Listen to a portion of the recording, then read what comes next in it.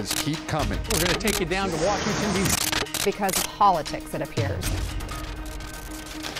You've seen the news. Since April, the governors of Texas and Arizona have bused thousands of migrants from the southern border to sanctuary cities like New York, Chicago, and DC. Every bus is full of people, and most of those people have nothing but the clothes on their backs. So you've heard about them, but we wanted to answer the question, who is on the buses and why?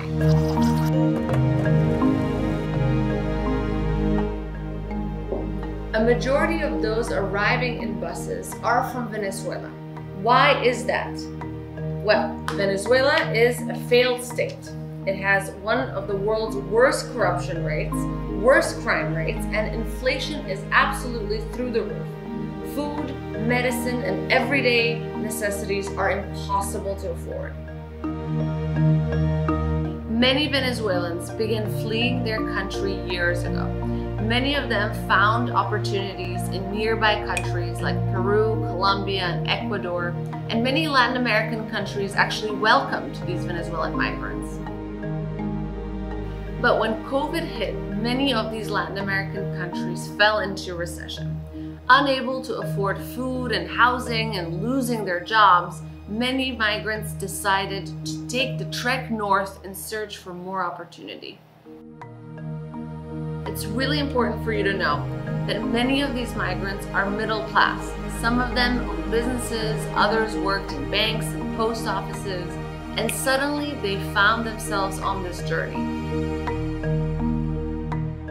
The trip is grueling. People are trekking on foot from South America, passing through some of the world's highest mountains and dangerous jungles, like the Darien Gap, which connects South America with Central America. Once in Central America, migrants walk through violent-ridden countries like Nicaragua, Honduras, and Guatemala to reach Mexico. Despite all the odds, they still make it to the United States. But though they've made it, their journey is far from over. That's because once on U.S. soil, the migrants are now pawns in America's ugly political fights.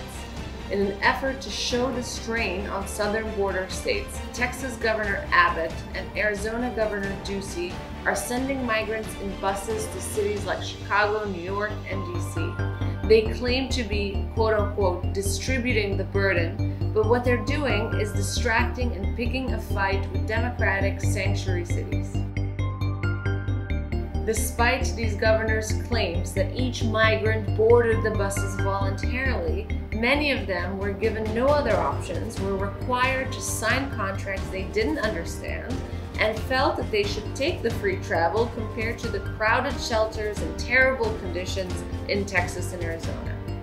These bus trips last up to 40 hours and people are crammed together, and often they receive just one meal, which is a sandwich and a water bottle, for the entire trip.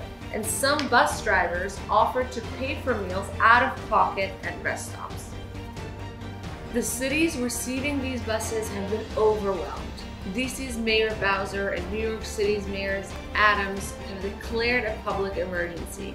Nonprofit and volunteer organizations are dedicating their time to welcoming these newly arrived migrants, but they are so overwhelmed. Why aren't more people upset by this? With the midterms looming and the presidential elections approaching, immigration is as important as ever. The last time we had any meaningful immigration reform was in 1965. The lack of leadership is embarrassing. What are we going to do about it? To learn more about this, as well as many other immigration-related topics, follow us on social media @ImmigrantFood, join us inside the restaurants, and stay #United at the table. See you guys next month for a different issue.